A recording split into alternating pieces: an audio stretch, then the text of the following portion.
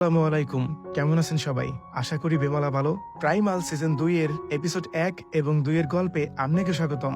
Season 1 এর শেষে নারুরা মাতারে মিরারে ক্যারাজানি ধরিয়া লইয়া গেলে না হেইতে টাক করে উদ্ধার হরতে এসপিআর কাক্কু পাগলের নাহান সমুদ্রে ঝাপাইয়া পড়ছেলে, কিন্তু বেড়ায় হাতরাইয়া কোনো কুল কিনারা পায় নাই। যতই হাতরাইয়া আগাইতে চায় সমুদ্রের ঢেউ হেরে ততই কুলে লইয়া আয়। পরে এসপিআর বুদ্ধি করিয়া রাগের চড়ে এক্সের আন্দারগন্দি গাছ কোফায়। কাকুর দেহা দেহি ফ্যাং বুয়ায়ও দেদারসে গাছপালা ভাঙছে। কুতকুন হানে দাপাতাপি হইয়া দুইজনে বেমালা গাছ জমা হরছে। রাত্রিরে ক্লান্ত ফ্যাং শান্তিতে ঘুমায়, আর এসপিআর কাকু হারারাইত বইয়া এই গাছপালা দড়ির দেয়া কায়দা মতো বাঁধছে। পরের দিন সকালে দেখা যায় এসপিআর কাকু এতকুন বইয়া সমুদ্র পার হইতে একটু বেলা বানাইছে। তয় ঝামেলা হইলে ফ্যাং বুয়ায় বেলায় চড়তে ডরায়। হেইতে এসপিআর কাকু নিনজা থুকু মিটা টেকনিক কামে খাড়ায়। দুইজনে বেলায় চড়িয়া সমুদ্রের উত্তাল ঢেউ আবার কখনো ঢেউ ছাড়া সমুদ্র পাড়ি দিয়া সামনে আগাই যায়। আবার যখন স্রোত না থাকে তখন এসপিআর কাকু হাতরাইয়া বেলা আগাই লয়ে যায়। এসপিআর কাকু বেশি ক্লান্ত হইয়ে পড়লে ফ্যাং বুয়ায় দয়া হইয়া লেজ লারে। এবিলে দিন রাত পাড়ি দিয়া ধীরে ধীরে বেলা হংকে আগায়। আর রং বেরঙ্গের বেমালা কায়দায় ডিজাইন করা জেলিফিশ তিমি সহ